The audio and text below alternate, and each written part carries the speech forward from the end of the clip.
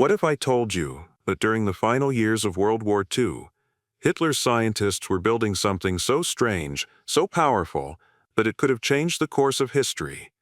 Hidden deep beneath the mountains of Poland, in tunnels carved by forced laborers, the Nazis were working on a weapon shrouded in mystery.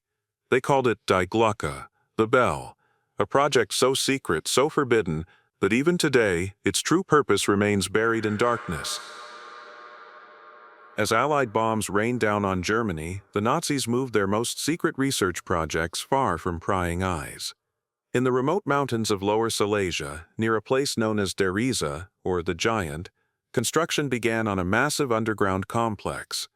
Thousands of prisoners from concentration camps were forced to dig, carve, and die in the cold darkness, building tunnels that stretched for miles beneath the earth. But what was being built there wasn't just another weapons factory.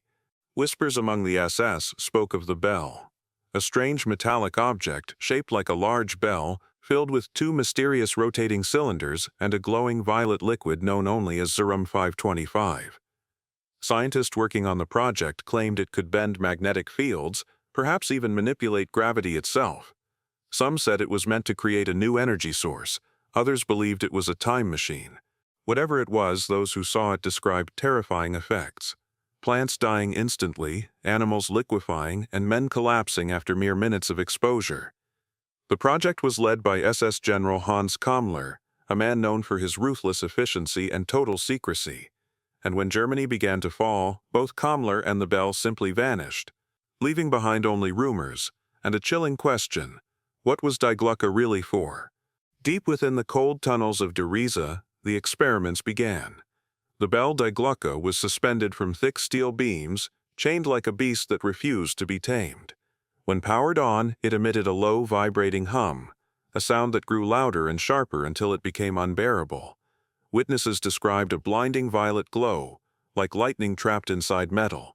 The scientists, many taken from concentration camps or coerced engineers, worked in fear.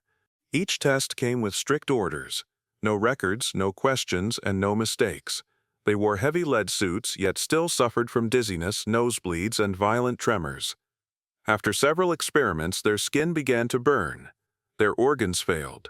According to later testimonies, the bell was tested over 20 times.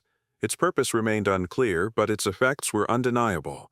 It distorted magnetic fields, produced intense radiation, and sometimes objects near it appeared to levitate. Some survivors spoke of seeing images inside the glow. Distorted shapes, flashes of landscapes that didn't belong to this world. Was it a glimpse into another dimension, or just the side effects of lethal radiation? No one knew.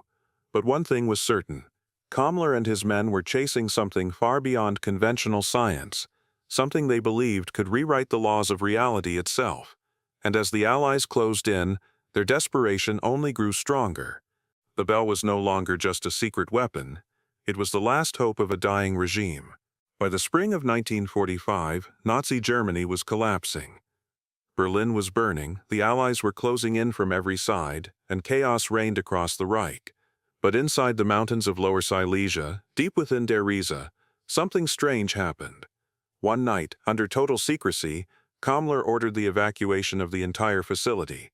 Trucks and trains were seen moving at night, loaded with crates, machinery, and personnel. And then, the bell vanished. Completely.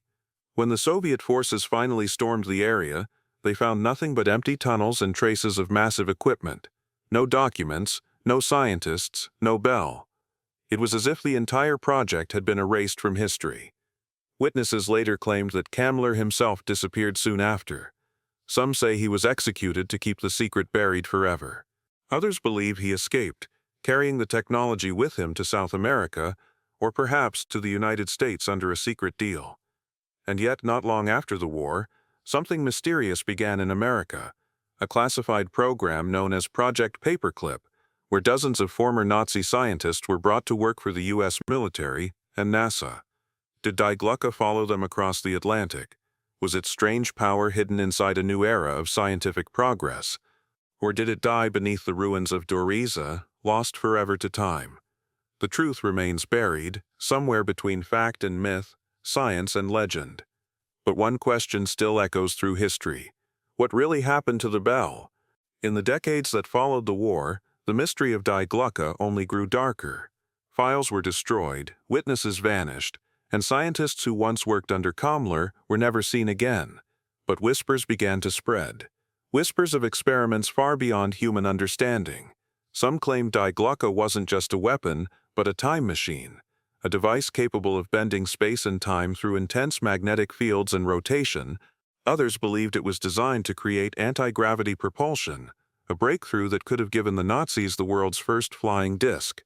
Strange reports from the late 1940s, describing unidentified flying objects over Europe and South America, only fueled the legend. Then came Project Paperclip. Many of the same scientists involved in Nazi secret research began working in the U.S., developing rockets, advanced aircraft, and even early space technology. Could Die Glocke's principles have been buried inside these new innovations? Even the structure of some modern craft and the mysterious Kecksburg incident of 1965, where a bell-shaped object crashed in Pennsylvania, bore a chilling resemblance to the Nazi bell. Was it coincidence, or evidence that the experiment never truly ended? Today, Die Glocke stands as one of history's greatest enigmas, a chilling intersection between science, secrecy, and the supernatural. Was it a myth born from fear and chaos, or a glimpse into technology humanity wasn't ready to control? Whatever the truth may be, one thing is certain: some secrets are too powerful to ever stay buried.